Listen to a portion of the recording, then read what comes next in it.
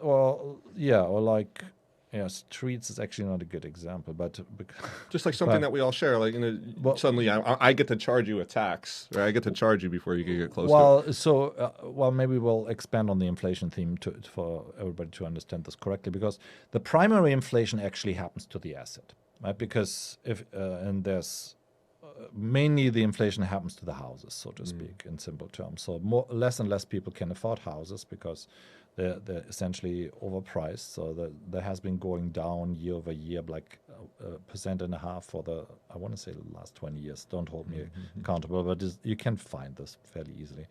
And then, so that's the primary inflation. The assets are being overpriced, and in part due to speculation. Well, no, the incentive system is just wrong. It's like, if I can make new money, and give it to you at even low interest rate, I don't care. It's new money. I get the principal back too and get to keep it too. But the point there being is it obviously trickles down. So it trickles down as rent, right, and higher rents for people who have houses with higher mortgages and then rent this out. And then also it increases the overall base of money supply, obviously.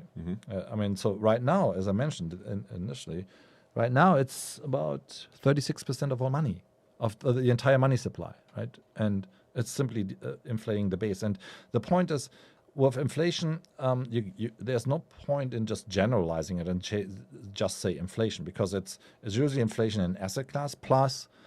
Sometimes you don't care. No, it depends on where the entry is for your money.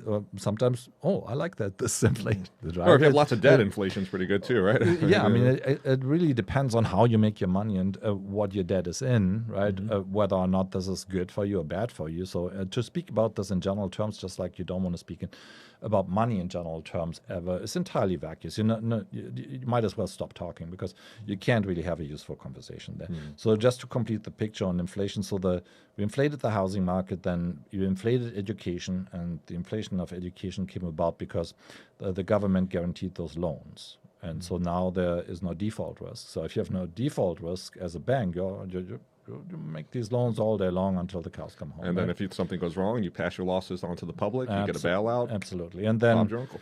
And then over the past 10, 20 years or so, more like 10, I think, a lot of this money was lent out cheaply to corporate, to large enterprise for stock buybacks. Yep, and of course. there I don't have a ton of detail, and I'm honestly not all that interested, but it sounds reasonable that this happened, and it happened at scale, and so it inflated to a good degree the stock market and created what we're looking now. So we got primary inflation in these three groups, in these three classes, and then secondary inflation because you inflated the base. I mean, mostly I just hear all these what we're describing are just inefficiencies caused by centralization, inefficiencies caused by having someone control or some entity control the money supply and have the ability to just. It's messing with the free market. Yeah, precisely. Right? It's like you're interfering and creating this, introducing this quote unquote regulation, but.